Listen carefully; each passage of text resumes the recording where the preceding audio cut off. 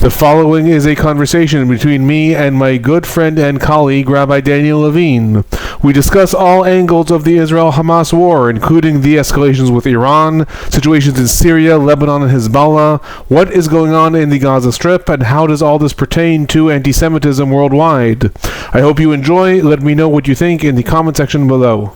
One of the fun parts, and probably my favorite part about being in this line of work, both academic, Jewish community, and the world of podcasting, is I get to make great friends with some very great people that are extremely knowledgeable on topics that I am interested in, and I assume by dint of you listening to this podcast, you are interested in as well. For this podcast, we are bringing back our most common guest, Professor Alon Burstein, professor at Tufts in Boston, who also hosts his own YouTube channel, which has really proliferated as of late. Alon, welcome. Thank you, Daniel. Always good to see you. One of the funner times of this line of work is our conversations. So there seems to be two opinions, and, I've been trying to figure out exactly what's true. One of the common themes throughout many of our conversations is it just seems to be almost this epistemological nightmare because there are news sources directly contradicting each other. It's very hard to know who to believe. Do we trust governmental agencies? Do we trust PR groups? Do we trust, everything like that? It's still unclear, when we're talking today, it's July 1st, about the extent of damages and the setback to the Iranian nuclear site. There are, I'll just paint the two extremes. I assume the answer, like most things, is in the middle. But on the one hand, you have, say Trump's tweets that, the Iranian nuclear program has been completely destroyed, right? If you just trusted that, you would think, end of story, Iran is never getting a nuke, all the way to on the other side saying, at best, this was set back a couple of months and this barely caused any damage. How are you thinking about this? How are you figuring out which news sources to even trust on this? So it's a question that obviously everyone's answering, and, self-plug, I'll say I put out my own video saying, was Fordo destroyed? Because everyone's asking, and we really don't know at this point. The main nuclear sites in Iran were Natanz. That was by far the most important nuclear site. Then there was Isfahan, and then there was Fordo.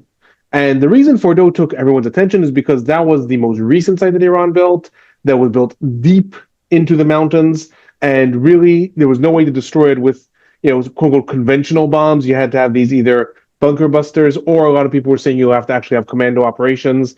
There was even a report in The Guardian that Israel was suggesting to the United States that you have to have a tactical nuclear attack in order to destroy Fordo. Now, what happened? Natanz very likely was destroyed. Israel hit Natanz in the first attack. That means the centrifuges were still running. If they're still running when power goes out, they can get destroyed easily. And most importantly, the International Atomic Energy Agency, IAEA, put out reports saying that they are identifying radioactive material in Natanz, indicating that there was some sort of spill and something was destroyed. And I think that's a good thing that there's radioactive spills, but very likely destroyed. Isfahan was more of a research site, so we don't know exactly what happened there. And the big question is what happened in Fordo. Yeah, it depends who you believe. The intelligence agencies in Israel and the United States are saying that they have their doubts that the site was entirely destroyed. Iran said that it removed the enriched uranium from the site before it was attacked, which could be because it was 12 days leading up to if there's going to be an attack there or not. In turn, Trump and Netanyahu, both obviously have an interest, but both also are exposed to a lot more intelligence briefings than you and I are saying that it was destroyed. So really impossible to know. I would say a safe bet is Natanz was destroyed, Isfahan possibly destroyed. Fordo, we don't know at this point, I think, is the best way to actually assess it. The problem is there's, of course, vested propagandistic interest on both sides, right? If you're Iran, obviously you want to front, and bluff, even if it was destroyed. If you're Trump and you got this wrong, I was just listening to a podcast this morning where Steve Bannon was on, of course, one of the architects of the sort of Trump MAGA movement, and he was, very strongly criticizing the strike on Iran. We've obviously seen other people. He was very much against it even before it happened. Sure. And, others like Tucker Carlson, who still, a lot of people write Tucker Carlson off as irrelevant. He's still one of the top 5 most listened to podcasts in the country. And, especially for conservatives. And so, you really have that wing, pushing hard. If this was a success, it's going to be harder for them to say, well, this is sort of getting us into a war. But if we wasted, quote unquote, all this money, you can kind of tell the end of the story there. And same with Bibi. Bibi's been talking about Iran for 20 25 years and, sort of begging different American presidents to go in and strike. So it'll be really interesting to see what happens in the coming weeks.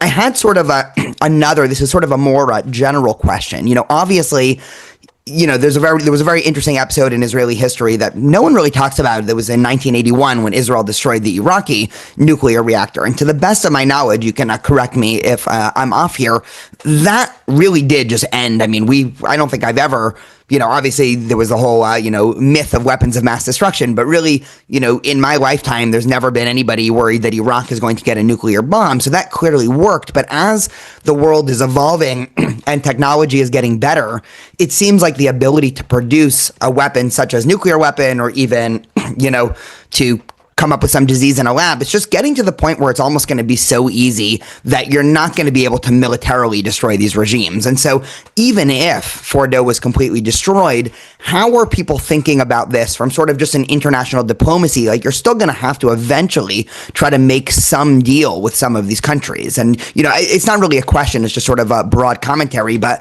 does that make sense? It just almost seems like we're getting to the point where in 30 years, anybody that has access to ChatGPT and a Walmart will be able to figure out how to make a weapon that can destroy, hundreds or thousands of people. So are we entering an age where military, might not actually work to be able to defend any countries here?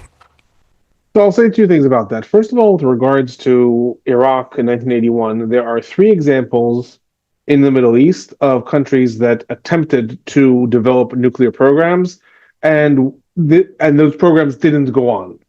One is Iraq, 1981, started a nuclear reactor, Israel bombed it, and that was a sort of one-stop shop. They had not gone far in their development, and their plans were pretty exposed. They were surprised that Israel was willing to attack it because Israel not coordinated that with the United States, but it was done. The second is Syria. Syria started a nuclear program also in 2007, and in 2008, it was attacked, it was destroyed. That was really in its infancy. This is, it's hard to remember. It's before Arab Springs, before we had daily attacks with Israel, Syria, and etc. But also that just went away. Sort of Syria didn't want to admit that it did that and went away. The more interesting one happened in Libya. Libya started a nuclear program at the end of the 20th century, beginning of the 21st century. And then with 9/11 and the quote-unquote war on terror, the United States basically gave Libya an ultimatum and said, we will destroy it and you unless you agree to A, B, and C. And Libya fully agreed to A, B, and C. That was also removing sanctions, but it was actually allowing the United States and international actors to come into Libya, to dismantle the factories, to take all the enriched materials out. And Libya was very actually honest under Gaddafi in saying, you know what, deal. Like, we'd rather have this done. Now, Iran is a different case. In terms of the ability to destroy these things militarily, Iran's a different case. Iran started its nuclear program, at least went public, in 2002. It was already a time when it was very clear the war on terror, again, the United States is involved in the Middle East, it's very clear that this is going to lead to escalation. It's different than Iraq in 1981. Then we have the fact that Iran is a big sponsor of international terrorism, is an enemy of Israel, is an enemy of the United States. So the way it started off already was in a way that could lead it to escalations. And because of that, Iran did this much more intelligently. They spread out their nuclear facilities across the entire country. They invested heavily. We see that Israel got past that, but they invested very heavily in air defenses. The sites in Fordo were underground. So they tried to make it so it'll be much harder to destroy, and possibly they did. Again, possibly this was not destroyed. Either way, it was never going to be completely destroyed without a deal. Because ultimately you can rebuild. So it took around 20 years, but they also now have the knowledge of the last 20 years. We can assassinate as many scientists as we want to assassinate. But the fact is they do have the knowledge. And the fact is it's also a different world with regards to North Korea now has nuclear weapons, China, Russia. You have the ability to make contact with countries that have nuclear weapons and gain from them the expertise or possibly even some materials. So, yeah, there's no way to actually militarily end this unless the country agrees to end it. Libya agreed to end it. Syria and Iraq agreed tacitly. They just never tried again. Iran will have to not try to develop this again in order for this to actually be destroyed. Otherwise, yeah, in a few years, you can have another attack like this.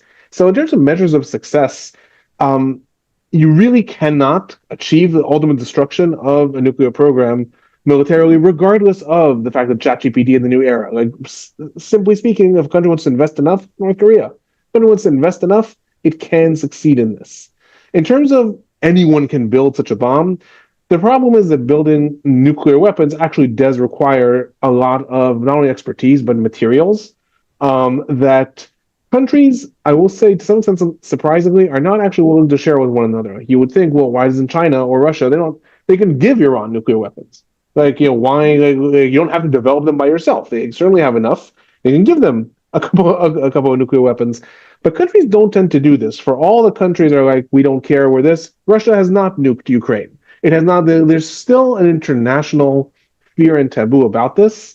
That even North Korea, I think it's a country the biggest enigma to most people, and how it's going to operate. Yeah, but even them, the nuclear weapons are sort of being kept more as a reserve and as defense rather than as expansion attack capabilities. So yes, countries can still like aspire to this, and it will get easier and easier. But countries are also being quite wary about helping each other. I don't think there was a lot of tears shed, even in Russia, over the fact that Iran's nuclear program is destroyed. There's tears shed over the fact that the United States and Israel succeeded, maybe. But that Iran's nuclear program is destroyed, I'm not sure there's a lot of fear about that. But yeah, like, to circle back, without Iran deciding, doesn't have to be an agreement, but probably will have to be an agreement.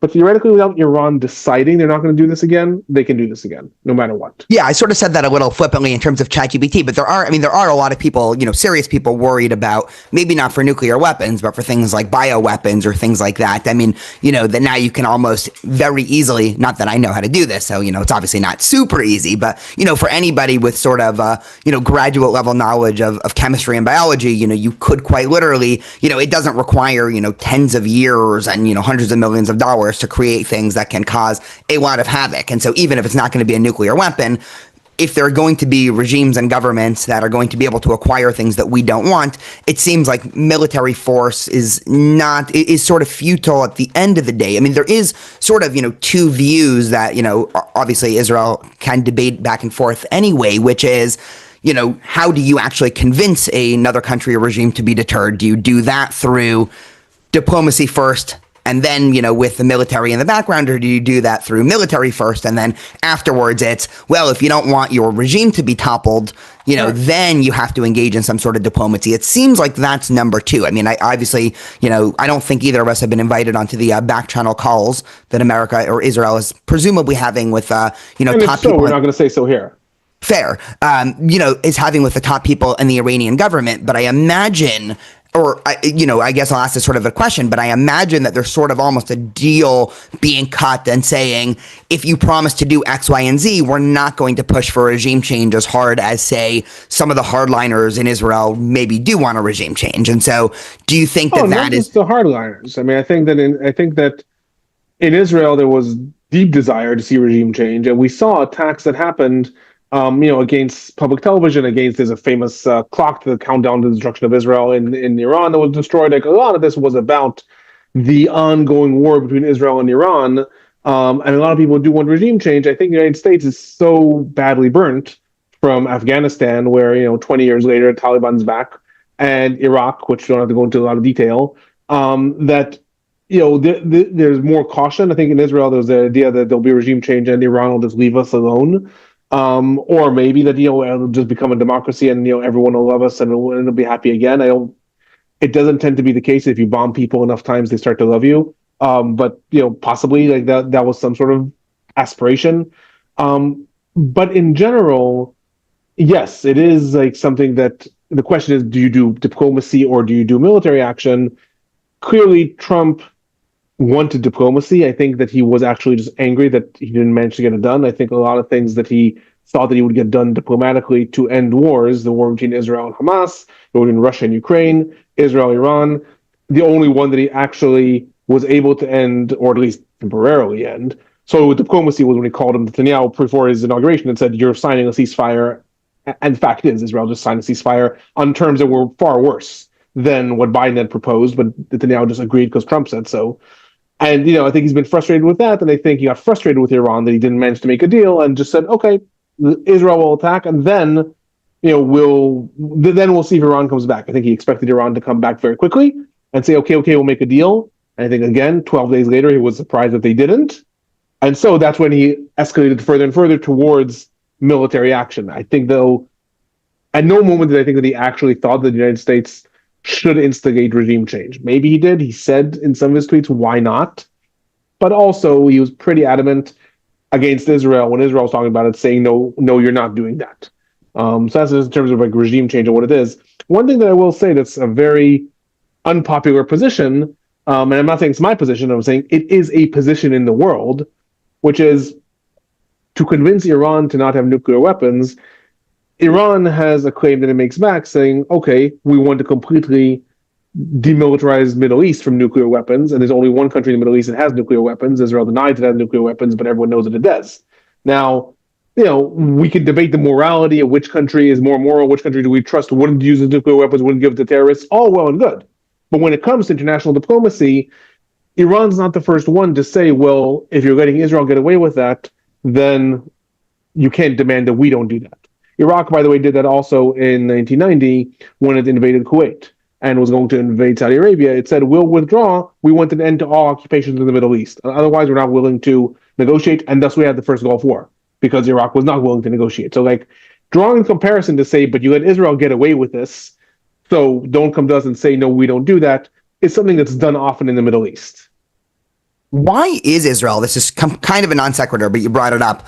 Most countries that have nuclear weapons want to sort of wear that very publicly because of this idea of mutually assured destruction. And, if I have a nuclear bomb, you're not going to, break into my living room, to use a coarse analogy. Why is Israel so secretive about something that everybody knows exists? So historically, it's first of all because part of the deal they made with France that started the nuclear program was that Israel will not go public with this because it goes against Cold War policy of nuclear proliferation and etc.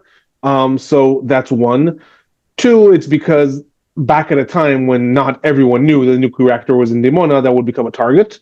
So like Israel didn't want that. But more than that, I think it's for the reasons I said before. Diplomatically, if you have nuclear weapons, you have a lot less of a leg to stand on to say, but my enemy shouldn't have nuclear weapons, right? India, Pakistan. When you're in a situation where you don't admit to having nuclear weapons, you can complain to the international agencies saying Iran's developing nuclear weapons. This is going to threaten the area. Whereas the international agency technically can't come back to Israel and say, but you have nuclear weapons. Oh, Israel's never admitted to having nuclear weapons. It binds you to all kinds of treaties and binds you to all kinds of things also. But beyond that, it just I think it has to do with you were saying mutually assured destruction, but Israel doesn't have a mutually assured destruction because the other side doesn't have nuclear weapons. So if you do, then the other side has a lot more of a justification to say, you know what, I'm pursuing a nuclear program, and if you want to stop me, then you have to stop the other side. One of the questions has been asked about Ukraine. When the Soviet Union dismantled in 1991, in Ukraine they'd housed well over 1,000 nuclear warheads, and Ukraine openly and publicly decided to give them up because it did not want to become a nuclear power. It didn't want to become a power that would then be a rival of nuclear power with other countries. And a lot of people have said, was that a mistake? Maybe it was, maybe it wasn't.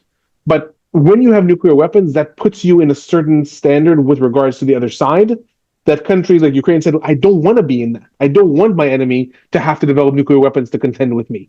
So Israel, it's not about not wanting, it's about, I think, wanting that deniability and wanting the ability to say, we'll destroy the reactors in Iraq and in Syria because maybe no one has nuclear weapons. I think that's where that comes in. But even if the other countries don't have nuclear weapons, I mean, it's been a while since I've deep diven into the Yom Kippur War, but I do recall there was a moment sometime early on in that war where Israel was considering using nuclear weapons against, I believe, Egypt. I mean, you can obviously correct the details there, but, so nuclear assured destruction doesn't have to be, the other side has nukes, but it could be a, yes, if Egypt or, one of the surrounding countries looks like they're actually going to make it to, Tel Aviv or Jerusalem or whatever, then we'll have nuclear weapons. So, and there, I think, I mean, again, this was years ago since I've read anything on Yom Kippur War, but I think Israel did front that, or at least try to send that through back channels to. Oh, no, it said publicly that, if the existence is threatened, we will introduce a weapon yet to be introduced in the Middle East. So, what could that possibly be? I think that it's very, very clear to all diplomats and all state leaders that Israel has nuclear weapons, and I'd say probably that's discussed quite openly in the back channels between the countries, right? There's always these agreements, even between Iran and Israel. There's always the agreements of like, what are you doing? What are you not doing?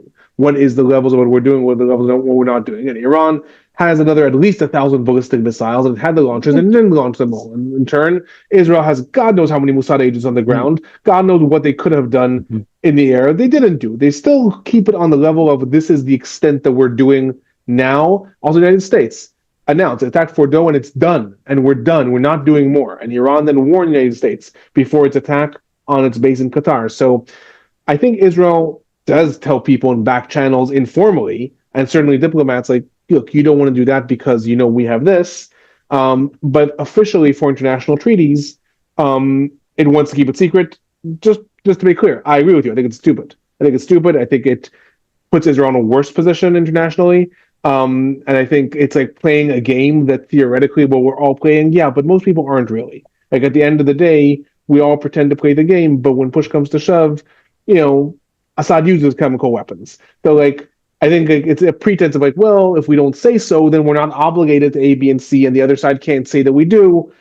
But most people are past that. So yeah, I agree. I don't think that it's something that needs to be kept secret anymore. But by now, it's also sunken costs. If you come out now publicly and say, by the way, FYI, we have nuclear weapons, well, everyone knew that. So what are you gaining? Theoretically, you're only losing because now you're in this small nuclear club, and then you're giving other people justification to start, and et cetera, et cetera.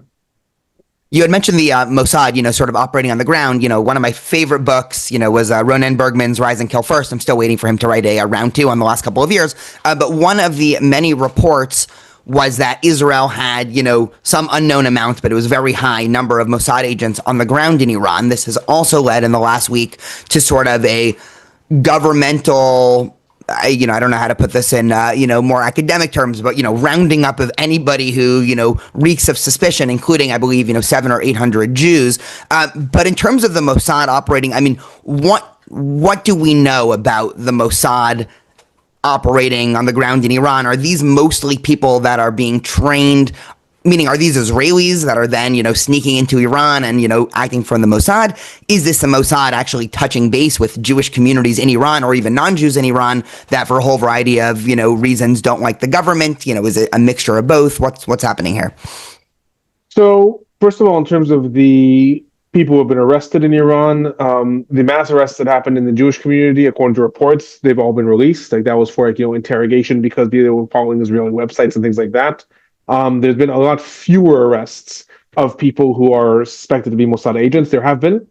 But even they are not suspected to be, as you said, like Israelis who have been sent. They're Iranians who have been paid, etc. We probably have a mixture of both. I don't know. We probably have a mixture of both.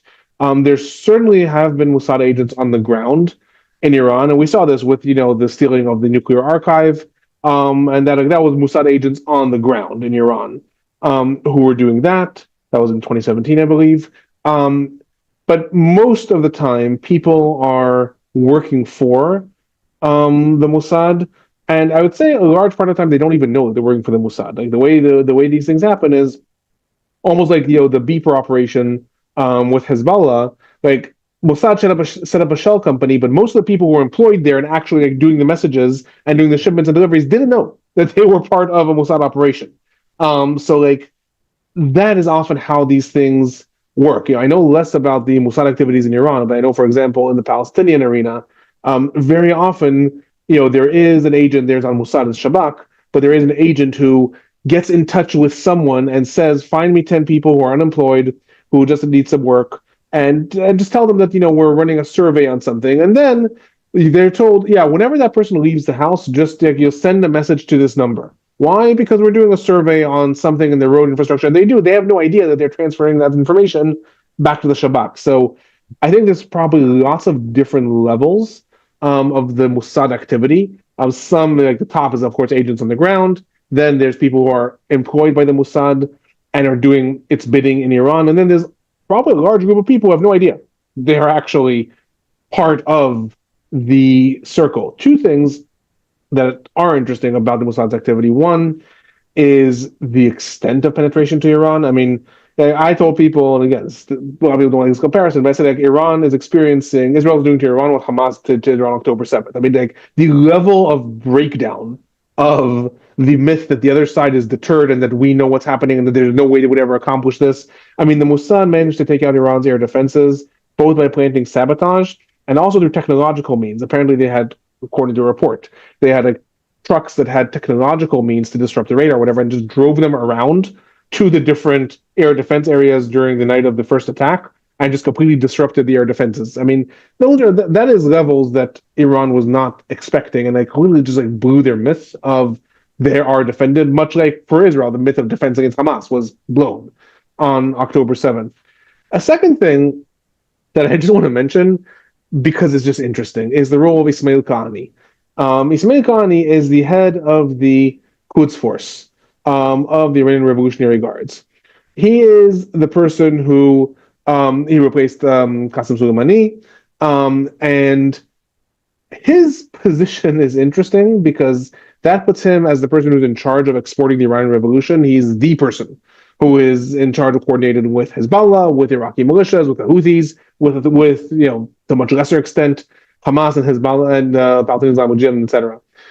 When Hassan Nasrallah was assassinated, now I'm talking about September of 2024. When he was assassinated, Ismail Qani was in Lebanon.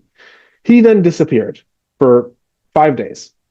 And there were lots and lots of rumors that he has been arrested by Iran on suspicion of being a Mossad agent, which, if that was the case, would have been pretty big. He then was cleared and appeared in the media, and everything's fine. Then we had the first initial wave of assassinations that Israel carried out in Iran on June 13th. And Ismail Qani again disappears. And in Iran, it was reported that he was assassinated. Israel put out a statement saying, we know nothing about his assassination. He disappears for a week, and I started to even raise eyebrows. Like, if he's like a Mossad agent, that is going to be the biggest infiltration the Mossad ever did, as far as I know, barring the Ayatollah being a Mossad agent. That is going to be pretty big. He then appeared a week ago, fine, back in his position. But in Israel, they're aware that there's these rumors that are spreading. So this is just now, tongue-in-cheek. The Mossad, it's a channel in Farsi, put out a statement 2 days ago saying, FYI, Ismail Qani is not a Mossad agent. So, it's part of that game, but, I don't know what's going on with him. He's still in his position, but the Mossad has many different levels in Iran. That's all I'm going to say. And twice in the last year, I've raised eyebrows to be like, is the Mossad that high up in Iran's Revolutionary Guards? That's all I'm saying. I mean, it speaks to the prowess of the Mossad, the very fact that there is this question. I mean, if he's not, the Mossad is for sure loving this conversation that we're having right now. Yes. Even if he is, the Mossad is, because it's sort of this 4D chess of, okay, it can't possibly be this obvious. Haha, we'll make a joke about it. So then people, that's really interesting. One more question on Iran, and then we can start to, navigate a little bit westward just in the last couple of minutes. How are we thinking about the legacy of the Iran deal, the JCPOA? This is, I think 10 years ago, this was a huge debate in Congress. This is sort of the, famous episode where Benjamin Netanyahu comes and speaks in front of Congress and, publicly speaks out against the American president, Barack Obama. At the time, this was considered, I guess this is the pre-Trump era. So this was but this is what led to the breaking of bipartisanship and the shift of Israeli politics, primarily in Netanyahu, to say, no, we don't have to pretend to like all American presidents. We like the Republican side.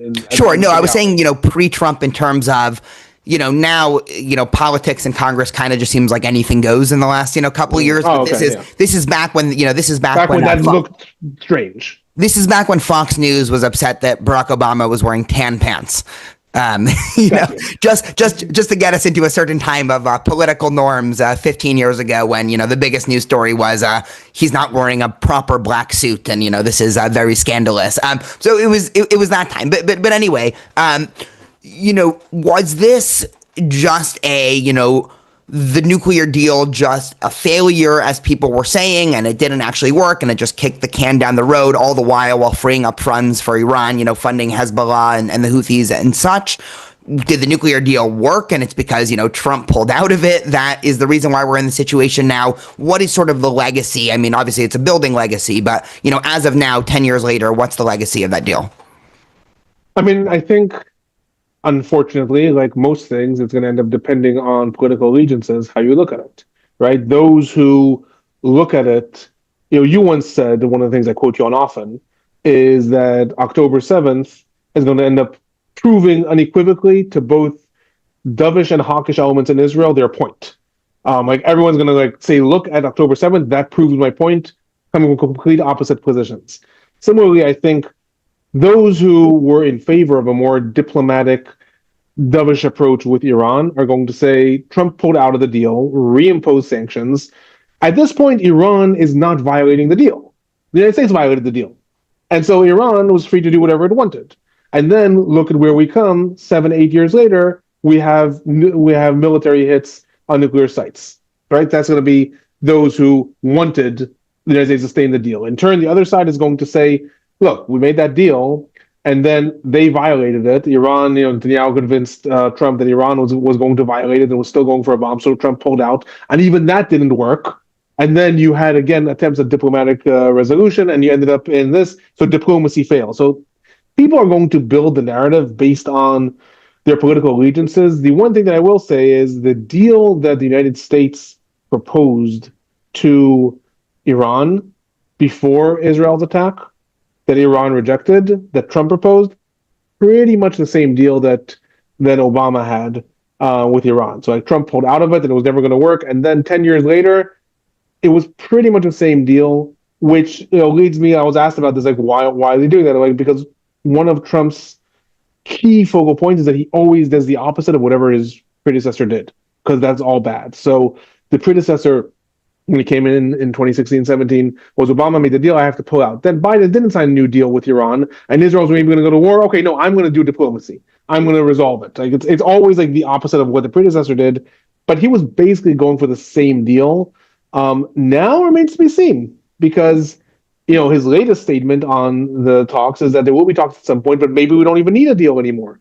He's seemingly at least self-convinced that it was destroyed. Maybe it was, maybe it wasn't. That doesn't mean they're not going to rebuild it. But he, as far as he's concerned, he's done with this now.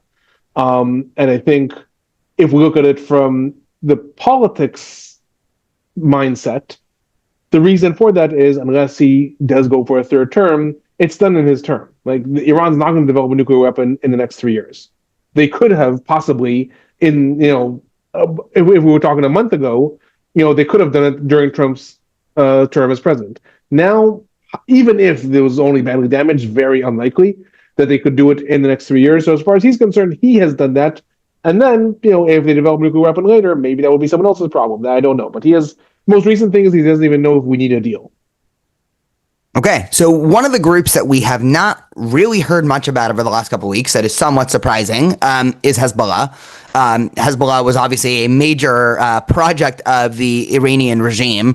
Is it just the case that Hezbollah has just been so neutered and destroyed that they don't have a leg to stand on? I mean, I recall some letter or something. I mean, it almost seems like something out of SNL that the head of Hezbollah about a week ago or a month, whatever timeline sent, I'm so sorry you were attacked, condolences, sadly we can't, help at this time. It's almost like, just getting rejected from, applying to a job. But, Hezbollah is directly not just trained, but also funded by the Iranian government. I mean, why has Hezbollah not, thrown everything they have at Israel in at least symbolic response to this? I mean, I don't believe there's been anything on the Hezbollah front in the last couple of weeks. So, first of all, Hezbollah did put out several statements and issued some threats. It wasn't just that one letter, but yeah, it was all statements and threats. Hezbollah is in its weakest point since its foundation. It was founded in 1983 and 1985, depending on who you believe. But its weakest point before this was 1991. And it's in its weakest point since 1991. Hezbollah, first of all, is an Iranian proxy through and through. Much as people like to say Hamas is an Iranian proxy, it simply is not the case. The Houthis are somewhat of a proxy. Hezbollah is a proxy through and through. Hezbollah does exactly what Iran says. Hezbollah was going to join the attack on October 7th or October 8th by the time they were going to join, yes or no, based on if Iran told them to go yes or no.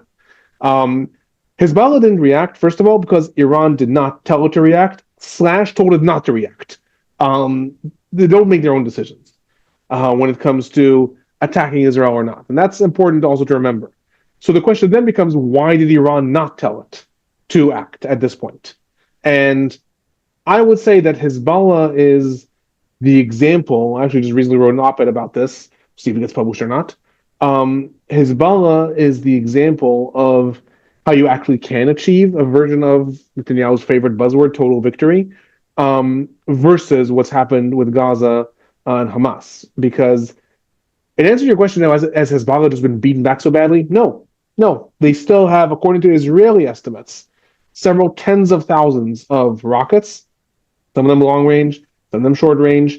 They still have at least hundreds of trained fighters. A lot of people were injured, a lot of people were killed, but by far are they not decimated. What has happened is their position in Lebanon has been weakened so dramatically such that they would not survive an internal Lebanese political situation if they were to actually launch an attack on Israel at this point. Lebanon is so badly burnt from Israel's attack, from Israel's invasion again, happened in 2006, after Israel withdrew in 2000, and then again now. And the political situation in Lebanon for Hezbollah, especially the assassination of Hassan Nasrallah, has made Hezbollah so weakened internally that a deal was reached. A deal was reached with the Lebanese government and Israel through different allies. There's now an international committee made up of the United States, France, Germany, that actually is enforcing the deal south of the Litani River. The Lebanese army is deploying south of the Litani River, and internally, if Hezbollah were to launch an attack, yes, Israel would attack back. Yes, a lot more people in Lebanon and specifically Hezbollah operatives would have also been killed. But the fact is that Hezbollah would have been decimated internally. It's so weak in Lebanon right now, what it has done to the country politically, that I think that Iran probably said it's not worth it. They're not going to inflict enough damage to make Israel stop. And in turn, it is going to cause such a backlash internally within Lebanon. Why do I say that is total victory? Because in Gaza, we are saying what Israel has said, and I know we're going to talk about Gaza later, right? But Israel has said it's not going to be Hamas, but it's also not going to be the Palestinian Authority. It's not going to be any Palestinian entity. So basically, you're not letting anyone come in that can enforce this that is an internal actor. Whereas in Lebanon, the Lebanese government is the one that is saying, we're not going to let Hezbollah operate anymore. Lebanese president and prime minister both said when the war between Iran and Israel started, Lebanon will not be pulled into this war. We are not going to be a part of this war. The Lebanese military has been collecting weaponry of Hezbollah down south, and there's a motion in parliament, don't know if it's going to pass, there's a motion in the Lebanese parliament next week for the Lebanese military to actually start collecting the weaponry of Hezbollah even in northern parts of Lebanon. So I think for Iran, any hope of rebuilding Hezbollah was led to them say, don't attack now, first and foremost, and then we'll see. For Israel, that is a model of success. Military, defeating the other side militarily, but then allowing a diplomatic resolution with the other side to enforce this. The other country that, I think just this morning I was reading news reports about Syria. Syria has also been a little bit of a question mark, over the last couple of months. But as of, 3 hours ago, there are reports, in the media about a potential furthering of the Abraham Accords or peace treaty between Syria and Israel. What do we know about Syria? So after Assad was toppled, the country was taken over by Ahmed Ashara. Then he ran under Al-Julani, but he changed his name. He has gone through a very, very big symbolic, and I would argue also real, but what's for sure is symbolic process of shedding the revolutionary past. He changed his name back to his original name, has worked on a constitution for Syria that would be different than the perceptions of his time in Al-Qaeda. Over the 2 months after the revolution, it was very interesting to see. I had a friend who was doing a PhD on the dressing of state leaders, and the fact that, for example, Arafat always came in military fatigues even to sign peace treaties, and how this works, like Ahmed Ashara, and of course Zelensky in suit in the White House and etc. And And you can see Ahmed Ashara like gradually over the course of 2 months, like switching from military fatigues to like wearing black fatigues to wearing a button shirt to wearing a suit and tie. Like as one could argue, as he became more of a statesman. It's just like, young Orthodox men when they become more religious. It's like you go from jeans and then eventually the black pants, and then now you're always wearing the hat. It's exactly like that. So he himself has worked really hard to try to convince the quote unquote West that that they should invest in him and pull him in that direction. Right? He could be pulled in lots of different directions. He could be pulled in the direction of the East, so to speak. He could be pulled in the direction of China. Now, he has a very, very bad history with Russia and Iran. Both of them had propped up Assad's regime basically by attacking him and his forces nonstop. So he has a very big hatred for Russia and Iran. But as we know from statecraft, he also has to be a pragmatist. If Syria is under crippling sanctions and he's trying to rebuild it, he needs money. If those countries are willing to say, to hell with the past, we'll invest in you now, he very well might go for that. So I think that was where he came from when he met with Trump in May in Saudi Arabia. And there, Trump was trying to pressure him to sign the Abraham Accords as a way to be accepted into the quote-unquote West. Now, Trump also recently, I think yesterday, officially removed all sanctions from Syria. So Trump is certainly pushing in that direction.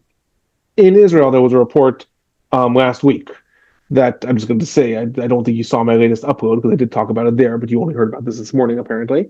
In Israel, there was a report that Trump is going to try to create a regional peace agreement that is going to include many things that are an end to the war in Gaza within 2 weeks, expanding the Abraham Accords to include Syria and Saudi Arabia.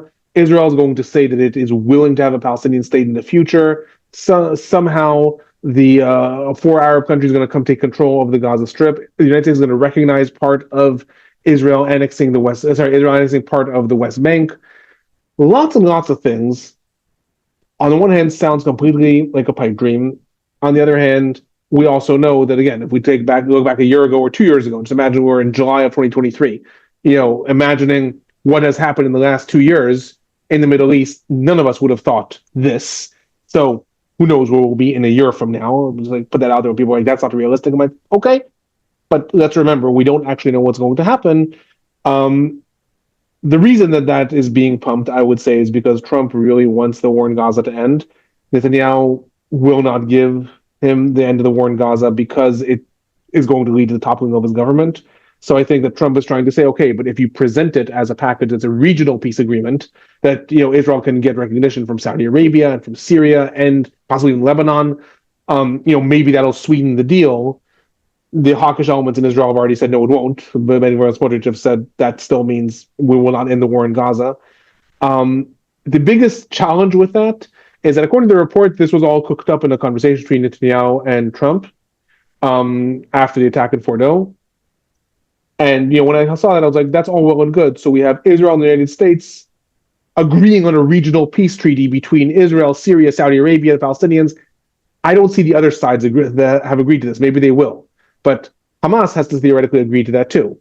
And the Palestinian Authority or some sort of Palestinian representative has to agree with that, or the war doesn't end in Gaza. So like a lot of things that's a nice vision, and Netanyahu is coming to the United States on Monday. So possibly they're going to talk about that then. But you either need the other side to agree to this too, or it's a nice vision that is, could be a very nice vision. But how it actually gets implemented, you and I were talking shortly before this about Trump's, Riviera of the Middle East and the Gaza Strip. Okay, that's an ethnic cleansing plan, but let's say we remove all the human suffering that would include, and Gaza is rebuilt to be a wonderful place. That's great. You need the other side to agree, or else it doesn't happen. So that's where there's a problem with just expanding the Abraham Accords and peace between Israel and Gaza, and etc. Let's talk about Gaza a little bit. It seems that, at least the vibes, this is a very unacademic formulation, are that even some of the hawks in Israel are starting to think that this war has gone on too long. Obviously, over the last couple of weeks, there's been a lot of soldiers, I mean, maybe not compared to a year and a half ago, but, I think there's been 20 soldiers killed in the last 30 days, in Gaza. This is the month that the most amount of IDF soldiers were killed in the last 12 months. Yeah, and so nothing will change Israeli public opinion. Then something like that. Not to mention, it still doesn't seem exactly clear what the goals are. I mean, I was on the phone with friends of mine in Israel. These are not left wingers, and they, there's just this aura of confusion. And, even if everybody started off, a year and a half ago with full gung ho, yes, both of the goals of, destroying Hamas and freeing the hostages, it seems like, Israel isn't trying to just take over the entire strip and manage it, because if they were trying to do that, they would have done it already, presumably. And so it just seems very confusing for people that are looking at this and trying to figure out, I mean, what is the best, this is going to be an unfair question to you, but what is the best defense of what Israel is continuously doing? I'm not talking about moral defense, but like, what is the strongest, because all of the reasons why the war should end sort of seem obvious. But in terms of just politics and everything that's happening, if you had to mount, this is what the people that are still pushing for another couple months of this war are trying to achieve, in their mind, what are they actually trying to do? Or, as, more skeptics point out, Bibi still has this, specter of, yes, his approval rating, I believe, has gone up in the last couple of weeks after Iran, but, still, post-war, he's still probably looking at another set of elections and everything there. So, skeptics might just say, well, there's incentives to continue the war, but it's hard to believe that that's the only reason. And so, what's the best political defense as to what Israel is doing right now? So I'll start from saying, it's hard to believe that that's the only reason, and I want to agree with you. But when, back at the time, it was Anthony Blinken was Secretary of State in December of 2023. We just had the breakdown of the first truce and hostage agreement, and he came to visit Israel in order to try to create a second one. And when he left in January, he stated at the airport, "I can't believe that Netanyahu would involve politics in the question of releasing hostages." And I remember looking at that and saying, "You're Secretary of State of the United States. I can't believe that you can't believe that. Like, I refuse to believe that you could be Secretary of State of the United States and you don't believe that that's the case." That's not to say that politics is the only consideration. A lot of people would say that it is. A lot of people would say that it's not. I try not to give my own political opinion in these things.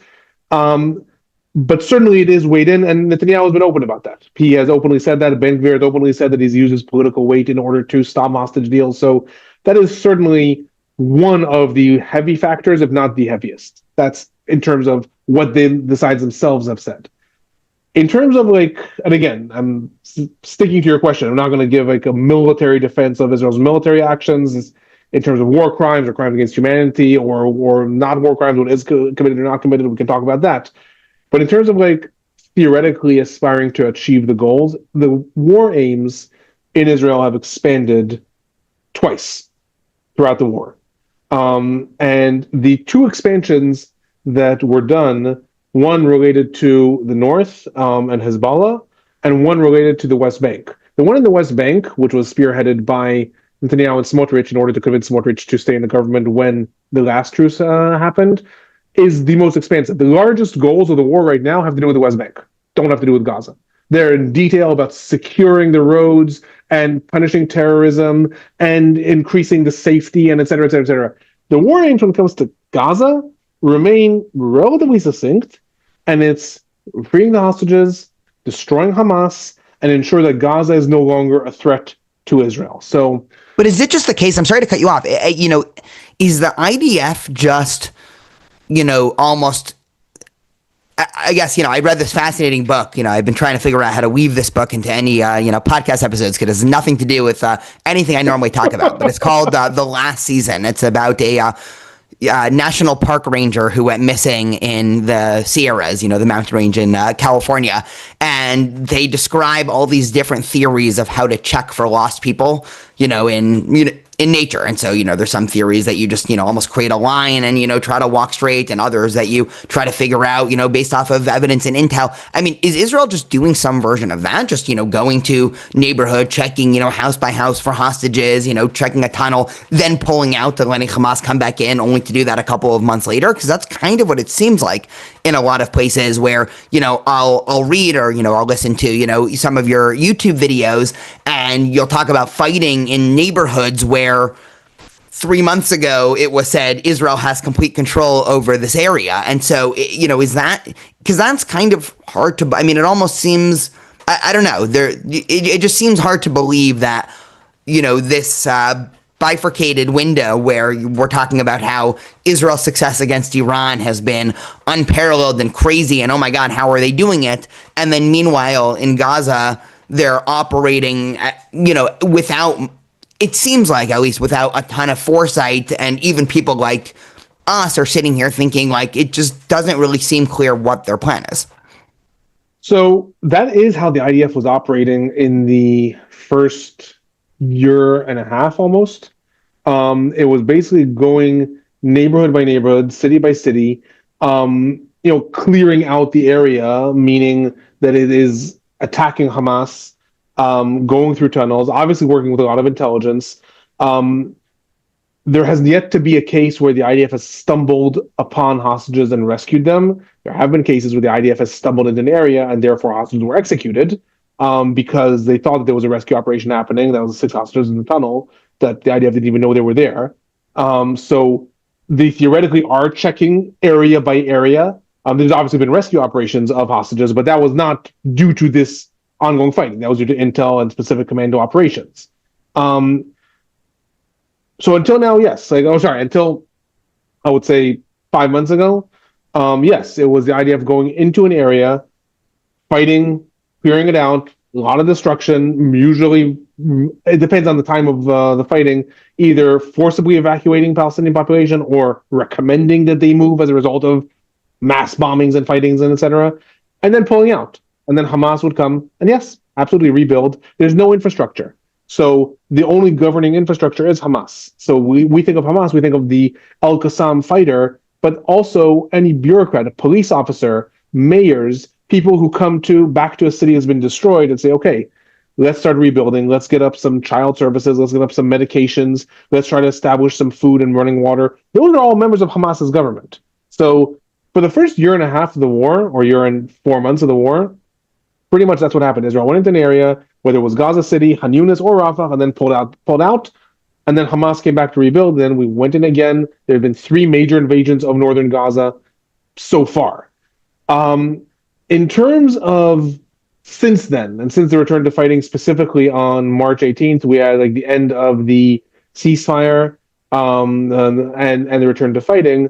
Since then, the IDF's operated very differently. Since then, it has declared entire areas, the entire city of Rafah, which is a fifth of the Gaza Strip, now has a buffer zone called the Murad Corridor, and anything south of it, the IDF is not running an active occupation since it hasn't set up its own governing administration, but it is already employing local Palestinians. There's the Abu Shabab militia that is starting to run their own governance.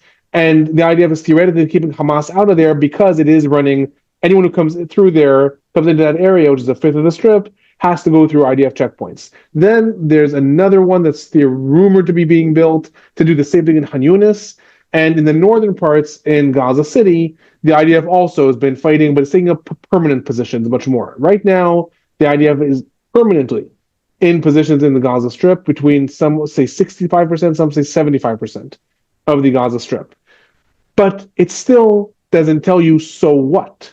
So what is the end game? Is this just going to be a permanent occupation? Okay, then you're back to the occupation and the IDF becoming a police force and becoming civil administration and in charge of people's welfare and education and sewage systems, which is the situation in large parts of the West Bank and was in the Gaza Strip. Theoretically, Israel said it doesn't want to do that. Some elements have said yes, but theoretically, Israel said no. Okay, so then are you allowing another government? Well, the Palestinian Authority has said that it will take responsibility for Gaza under certain conditions. Israel said no. Hamas, well, Israel said no. So Egypt, at some point, there was a plan. Israel said no.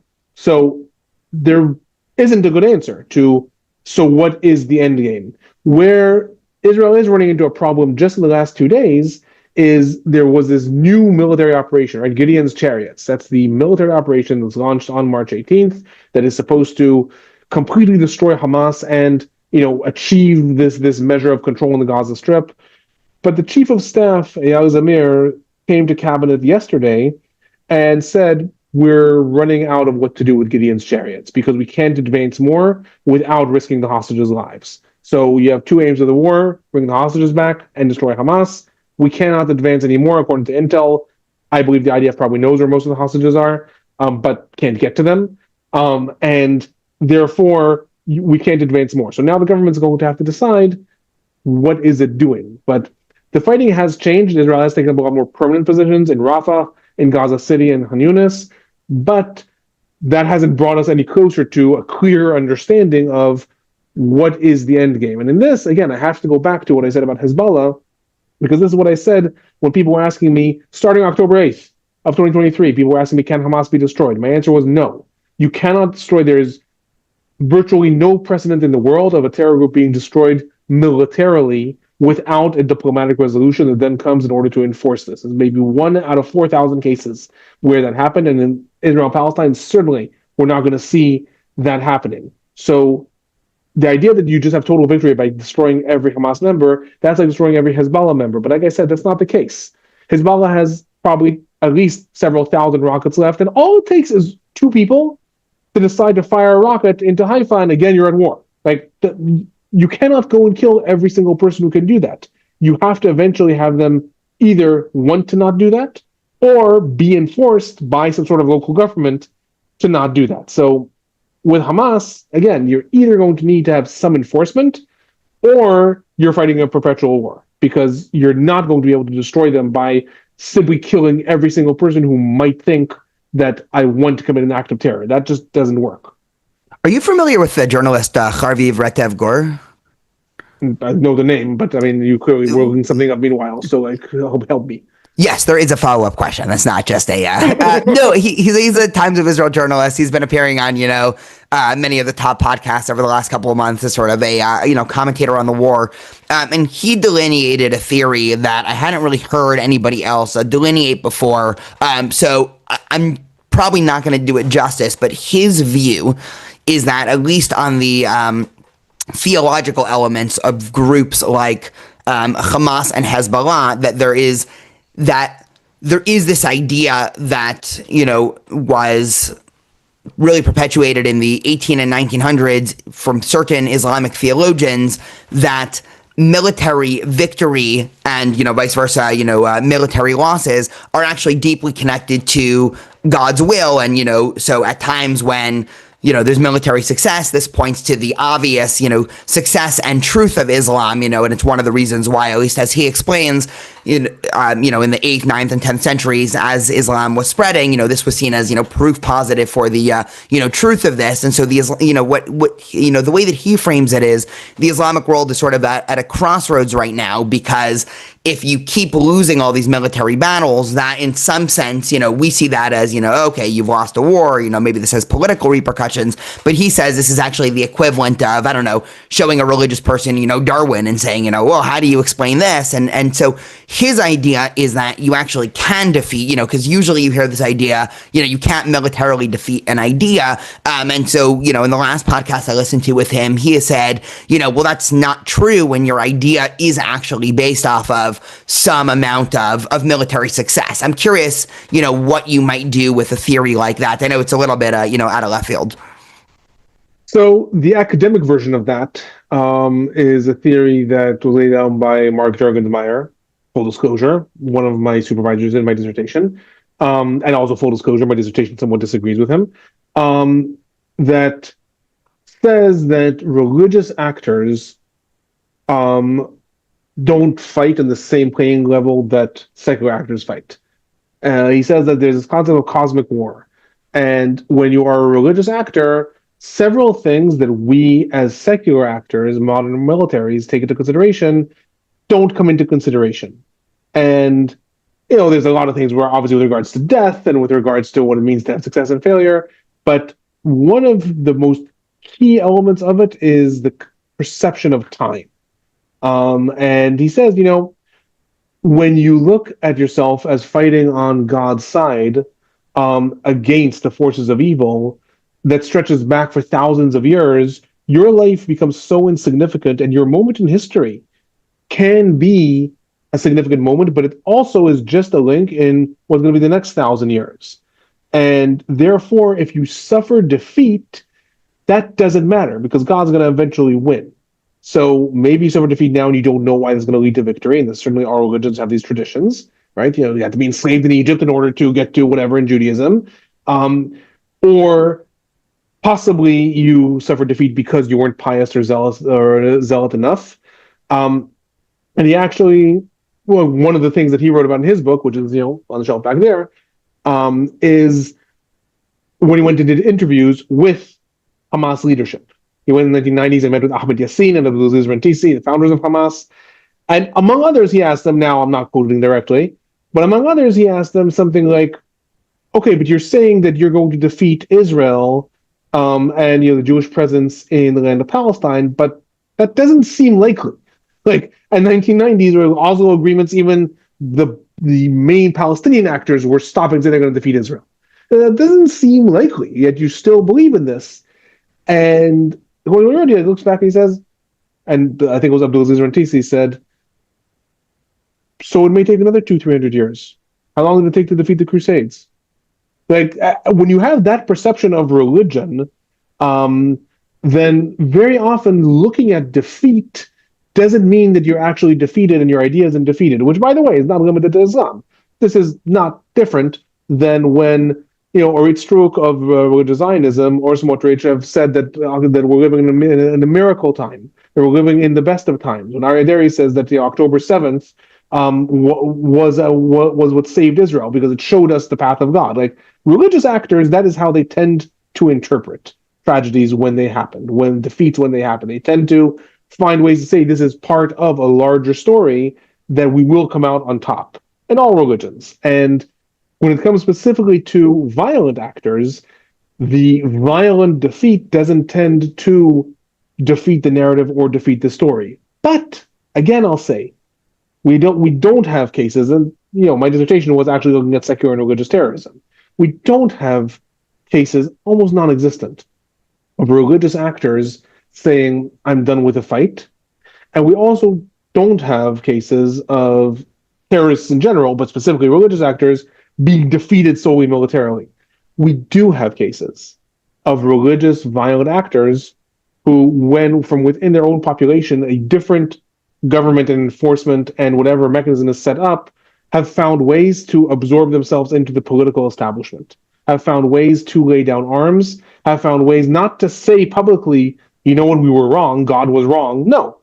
But to come back and say, we are going to go about this a different way. And usually that means spiraling down. We've seen this in Pakistan. We've seen this in a lot of different places. So that is, again, Hezbollah and Lebanon. So far, at least. Maybe Hezbollah will drag Lebanon into something. But so far, this is what Hezbollah was created to do. It was created in order to be a line of defense for Iran. And here we had Iran being attacked by Israel and the United States, the small Satan, the big Satan, and Hezbollah, because of its own internal politics, said no. So that is a clear example of where this can happen.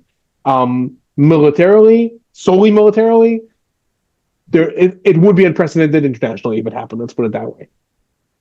Okay, one more question, and then if there's any final thoughts or things that we haven't discussed, I'll give the mic to you. In terms of how people think about terrorist networks and just spread of ideas, one of the big news reports in the last week was this music festival in England where, thousands of people are chanting, death to the IDF.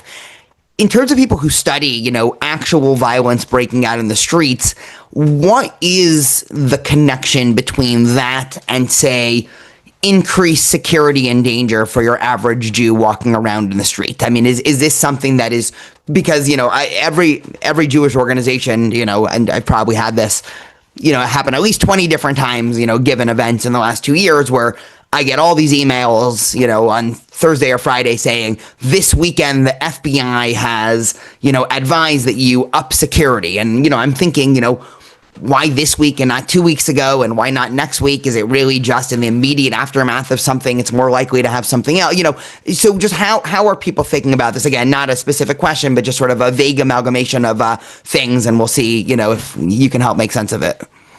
So help me to understand the question. The question is like, from how do we get from violent rhetoric to acts of violence, or is it more like the increase in anti-Semitic attacks? Is it associated with such things, or more with what's Israel doing, or like help me guide me through the question? Yeah, sort of a mix of that. I mean, I guess we'll take it, thing by thing. Right after the attack in Colorado happened a couple of weeks ago, everybody got an email saying, increased, any synagogue or any Jewish event should have increased security this weekend. But we know that there are people, both on the right and, I guess recently on the left, that want to harm Jews. So why is the risk higher? Okay. Given an event or even after this music festival? Meaning, I know that if I were to poll the average person showing up to a music festival in Europe, they don't like the IDF and they don't like Israel, but yet after there's people chanting death to the IDF, everybody's getting emails saying, be on increased security. And, even to the extent, I obviously won't give names, but, many people working, from the Jewish agency that are on Shlichut, I mean, they occasionally get emails saying, you're not allowed to leave your house for the next 24 hours. And, I think, if somebody wanted to harm, a specific person, 24 hour, I mean, what's 24, we just talked about hundreds of years, okay, what's 24 hours after an attack? So, is this sort of almost like, I don't know, almost, yeah. So the reason for the way security agencies do that is because, I mean, I would say overwhelmingly, but it's not overwhelmingly. In the United States, it's 100%. I mean, since the 19th century and KKK, and in Europe, it's overwhelmingly. Anti-Semitic attacks are not orchestrated by established organizations.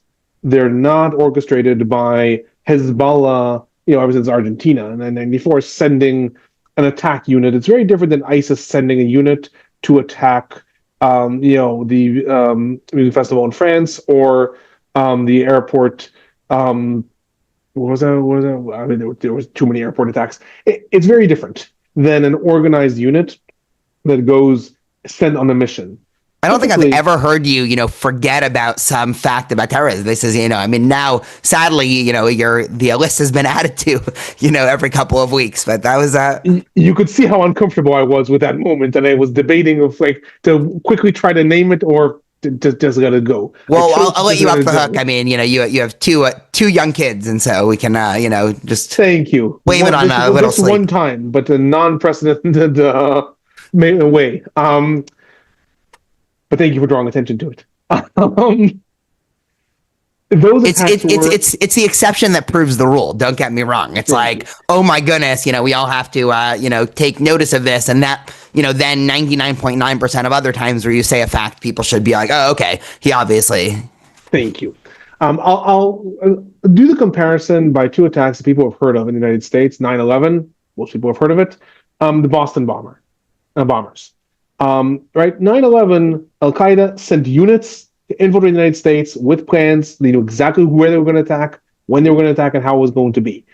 In turn, the Boston bombers were two people who got angry and were indoctrinated and came up with a plan. And then, as you said, with technology and stuff, just figured out how to do it. Anti-Semitic attacks in the United States, again, ever since the days of the KKK, are the latter. They're individuals who just decide, sometimes over a course of a long period of time, that they're indoctrinated and think about it and read things and see and get angry and get, filled with theories and etc. And sometimes it's a spur of the moment. But either way, it's a lot harder to track because, as anti-terrorism units go, when you have an organization, it's so much easier to track their information, track the communication, track etc. And one of the things that we do know when it comes to the quote-unquote lone wolf attack, and there's a whole theory about the fact that it shouldn't be called lone wolf, it should be called self-radicalized or self-activated. But one of the things that happened is there is a very, very strong element of contagion. Someone carries it out, that leads other people to carry it out. Because you don't get indoctrinated overnight, right? You believe in something, you believe in anti-Semitic theories, you believe that either anything from Jews control the world and control the US economy and control the US government to Israel is the force of capitalism and et cetera, right? From both sides. Whatever it is, um, that doesn't happen overnight. You think about it. You think about it for a long time, it brews within you. And most people who have racist thoughts don't do anything about them, right? Most people who have racist thoughts, whether it's against Jews or against African Americans or against Muslims or against Asian people, whatever, don't do anything about them. But when you're really deeply indoctrinated and then all of a sudden someone is doing something, according to the research on terrorism, that leads you to start questioning, why aren't you? So why aren't you doing something? Because you believe this too, but they had the guts to go out and do it. So why don't you? And that force of contagion is where law enforcement agencies get really scared. Because it's not the organized units that say, yeah, you're going to carry out the attack. Wait, this is people who are sitting at home in their basement or sitting in their office or in the bank. But they harbor these views, and then all of a sudden they start to see, wait a minute, hundreds of thousands of people are chanting death to the IDF, but who's doing something about it? I'm going to go.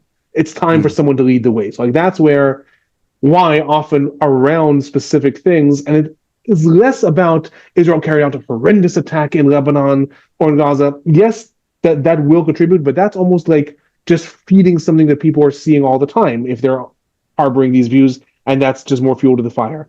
When all of a sudden there's someone else who's lit a much bigger fire, then all of a sudden you can look at your fire and say, wait a minute, like, so why aren't I, if this is actually something that can do? So that feeling of contagion is why law enforcement agencies around the world, whenever there's a certain attack and the fear is self-activated people, will immediately say, okay, now we're more scared.